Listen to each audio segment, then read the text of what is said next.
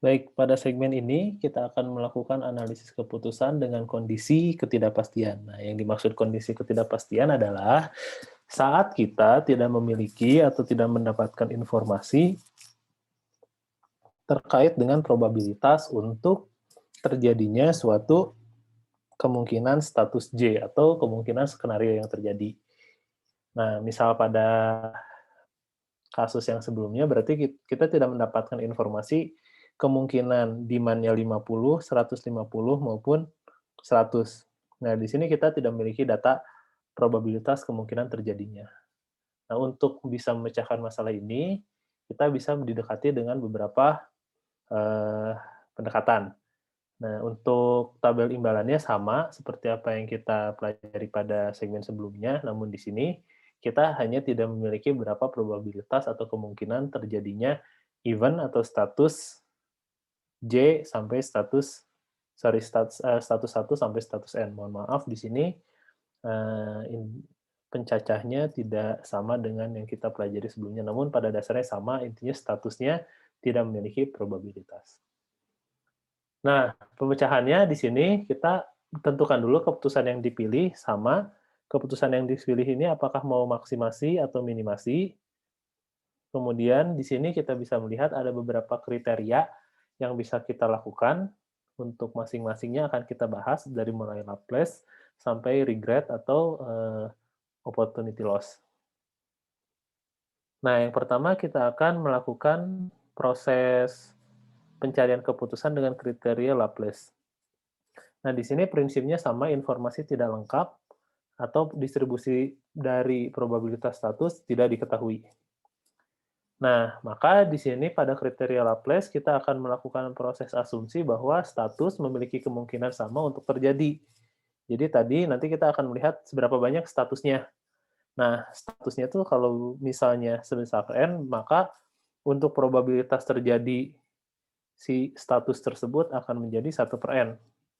Maka nanti untuk proses yang akan memaksimasi keuntungan, di sini kita akan maksimasi 1/n.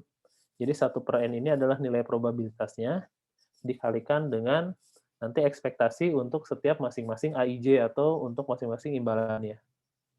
Nah, ini untuk proses maksimasi keuntungan. Kalau minimasi sama saja.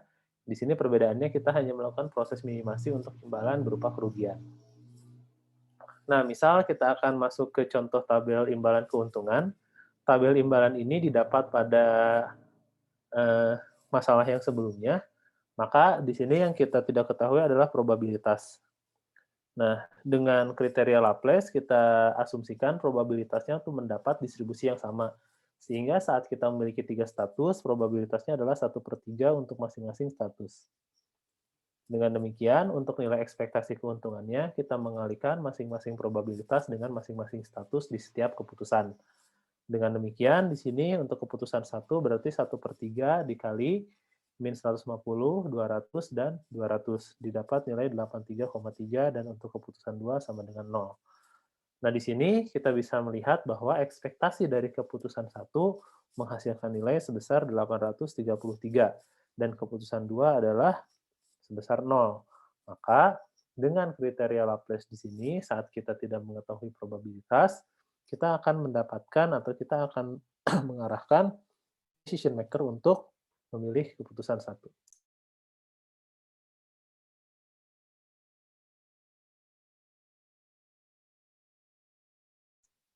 Nah, lalu kita sekarang masuk pada kriteria maksimax dan minimin. Maksudnya apa? Di sini untuk maksimax dan minimin adalah suatu kriteria untuk mengambil keputusan yang optimis. Di sini keputusan atau decision maker dia akan memilih keputusan yang terbaik dari yang terbaik. Maksudnya adalah saat dia mengambil atau dia melihat tabel imbalan atau tabel payoff, dia akan memaksimasi kemungkinan semua keuntungan atau kemungkinan semua imbalan, kemudian memilih imbalan terbesar di antara dua keputusan. Jadi di sini yang pertama dilakukan adalah memaksimasi nilai keuntungan AIJ untuk setiap kejadian. Jadi di dalam pikiran decision makers, kejadian itu yang akan terjadi merupakan kejadian dengan nilai imbalan terbesar. Kemudian keputusan yang dipilih untuk setiap D adalah keputusan yang akan memaksimasi nilai kejadian atau nilai imbalan pada kejadian yang optimis tersebut. Nah, ini untuk yang tabel imbalan keuntungan, tabel keimbalan kerugian itu sebaliknya berarti di sini mini-min.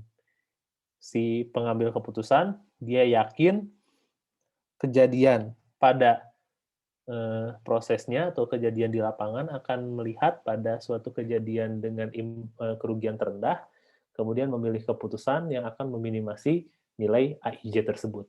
Nah, contoh dalam tabel imbalan keuntungan kasus yang kita bahas, maka kita memiliki dua keputusan dan setiap status di sini untuk status maksimaks, maka untuk keputusan satu di sini kita lihat status yang memaksimasi, maka status yang memaksimasi adalah 200 untuk keputusan satu, untuk keputusan 2 400. Maka kita maksimasi lagi dari 200 dan 400 ini yang akan memaksimasi keuntungan adalah keputusan kedua. Maka di sini yang akan dipilih adalah keputusan kedua. Sekali lagi di sini si decision maker menjadi orang yang sangat optimis, jadi dia tidak tahu probabilitas kejadian status 1, status 2, dan status 3, tapi dia akan melakukan proses yang disebut dengan tadi maksimaks. Dia akan yakin bahwa di kemudian hari atau pada saat bulan Ramadan, status yang terjadi adalah permintaan 150. Kurang lebih seperti itu.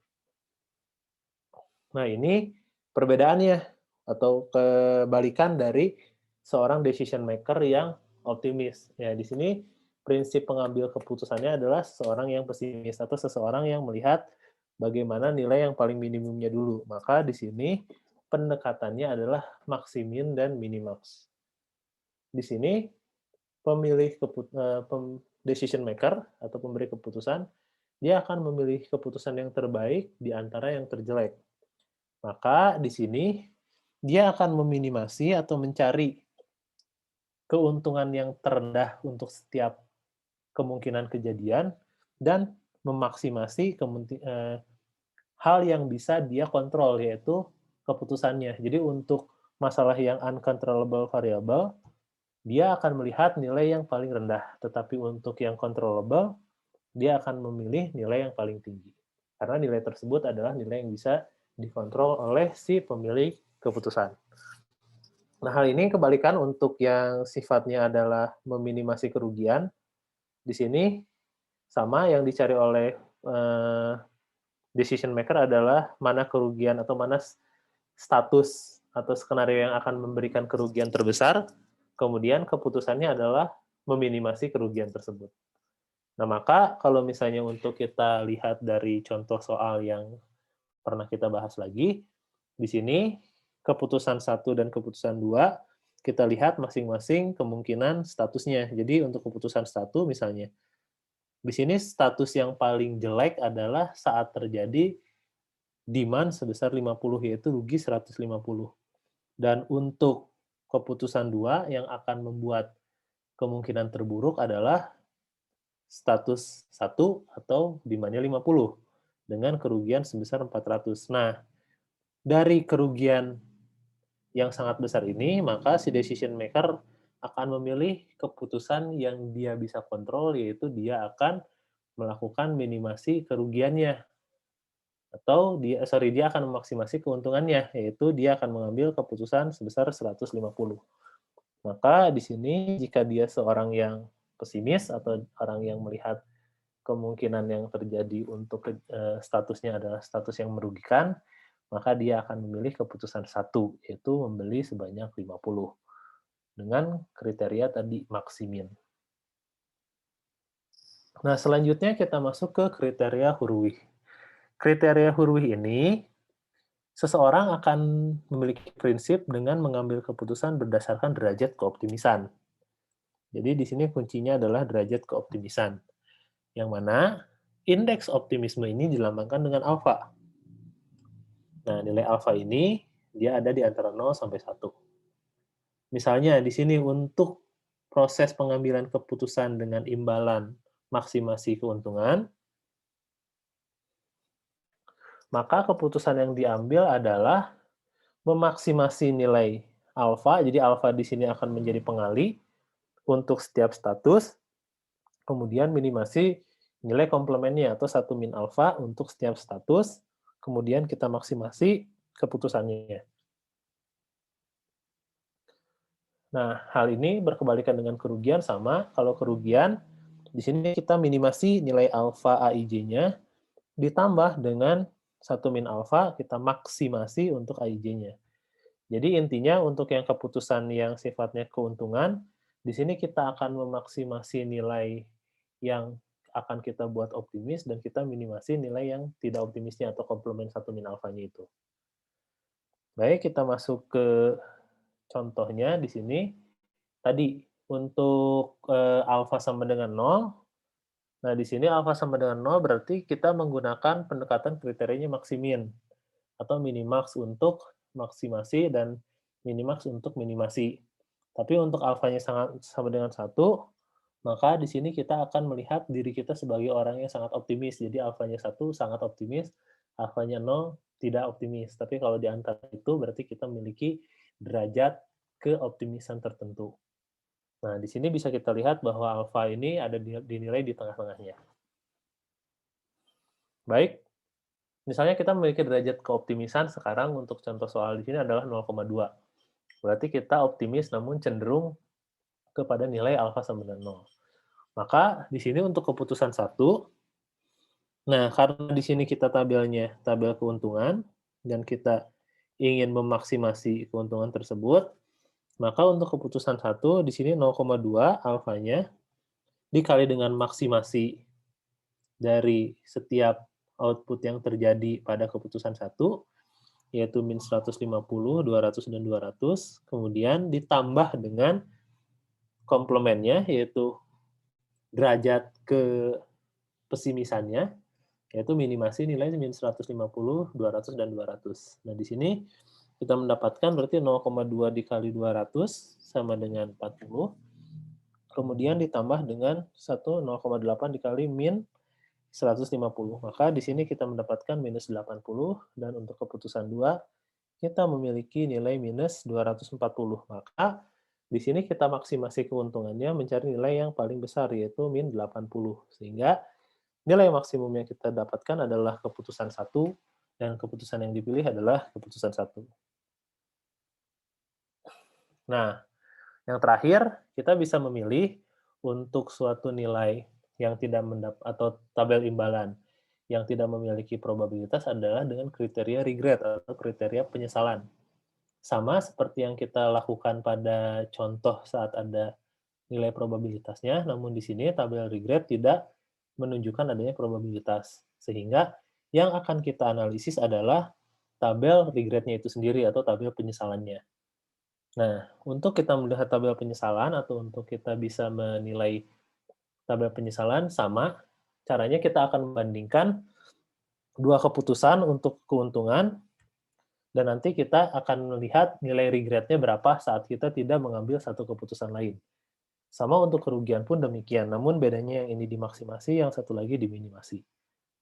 Oke, nah sekarang kita akan membuat tabel keputusan untuk yang pertama, setiap masing-masing keputusan dan status, tabelnya kita sudah dapatkan. Kemudian tadi tabel regret didapatkan seperti yang sudah kita pelajari pada segmen pertama.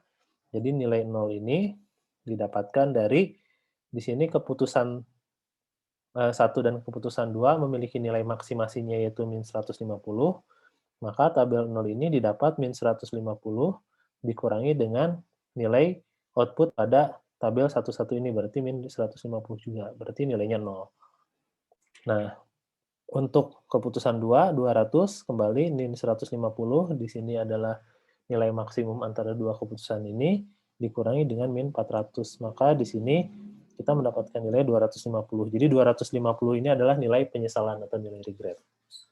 Maka untuk nilai maksimisasi regret untuk tiap keputusan adalah kita akan melakukan proses maksimasi atau nilai maksimum regret dari keputusan adalah keputusan 1, kita maksimasi nilai penyesalannya, nilai penyesalan terbesar pada keputusan 1 terjadi saat status 3, yaitu nilainya 200. Maka di sini penyesalan keputusan 1 paling besar sebesar 200, dan keputusan 2 paling besar adalah sebesar 250. Nah, di antara keputusan 1 dan keputusan 2, karena ini nilai penyesalan, maka kita akan minimasi nilai regret-nya.